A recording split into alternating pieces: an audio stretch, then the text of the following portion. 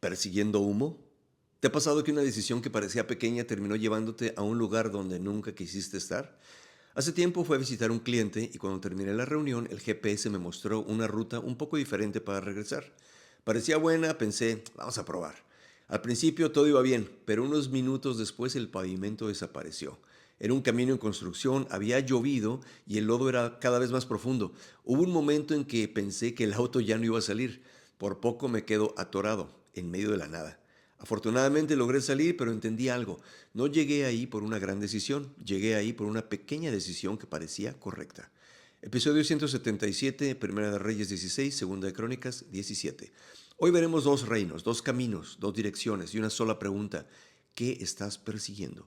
Primero, cuidado con perseguir humo. En el reino del norte, los reyes cambian una y otra vez. Baasa, Ela, Simri, Omri y finalmente Acab. El escritor ya ni siquiera intenta compararlo con Omri, dice algo escalofriante. Hizo más para provocar al Señor que todos los reyes anteriores. ¿Cómo llega una persona a ese punto? No ocurre en un solo día. Empieza persiguiendo humo. Incluso durante el reinado de Acab, un hombre reconstruyó Jericó y terminó pagando exactamente el precio que Josué había anunciado siglos antes. Dios no había olvidado su palabra, aunque Israel sí. Cada uno prometía estabilidad, pero dejó más violencia, más idolatría y más vacío.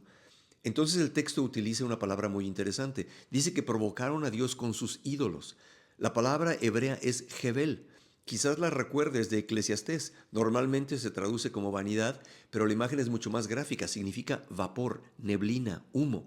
Intentas atraparlo y desaparece entre los dedos.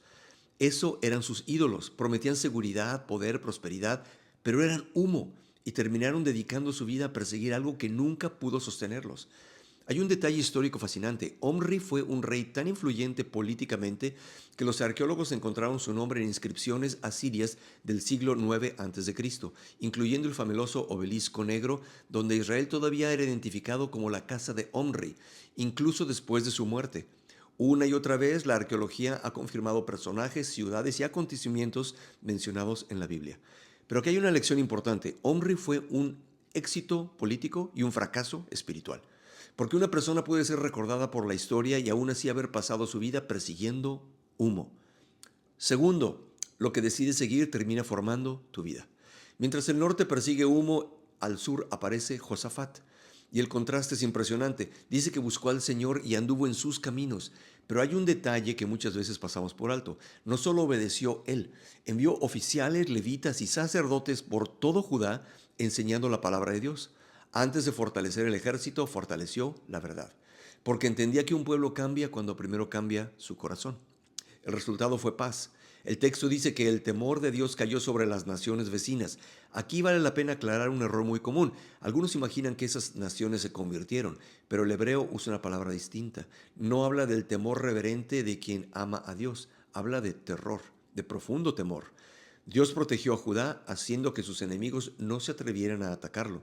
Ese pequeño detalle evita un anacronismo, leer el texto moderno e imponerle una idea que nunca quiso comunicar. El escritor francés Antoine de Saint-Exupéry, autor de El Principito, usa una escena para mostrar cómo una persona puede dedicar toda su vida a perseguir algo y perder aquello que realmente tiene valor. En uno de sus viajes llega a un planeta donde vive un hombre de negocios. Ese hombre pasa todo el día contando estrellas. Dice que son suyas porque fue el primero en pensar en poseerlas. Las cuenta, las vuelve a contar, las anota en un papel y cree que eso lo hace rico. Pero nunca disfruta su belleza, nunca levanta la vista para contemplarlas, solo quiere acumularlas. Mientras el principito lo escucha, se da cuenta de que aquel hombre había pasado la vida acumulando algo que ni siquiera podía tocar. Eso es Jebel, pasar la vida persiguiendo humo. Los psicólogos observan algo parecido en lo que llaman adaptación hedónica. Después de conseguir aquello que tanto deseábamos, un mejor sueldo, una casa más grande, un automóvil nuevo o un ascenso, la emoción suele durar muy poco. Pronto aparece otra meta y sentimos que todavía nos falta algo, no porque esas cosas sean malas, sino porque nunca fueron diseñadas para ocupar el lugar de Dios. Cuando les pedimos que llenen el corazón, terminamos persiguiendo humo. Finalmente, pregúntate qué estás siguiendo hoy. Pedro también descubrió esto. Cuando Jesús lo llamó a caminar sobre el agua, pudo hacerlo mientras mantuvo los ojos puestos en Cristo. Pero cuando empezó a mirar el viento y las olas, comenzó a hundirse. No cambió el mar, no cambió Jesús, cambió aquello en lo que Pedro fijó su atención.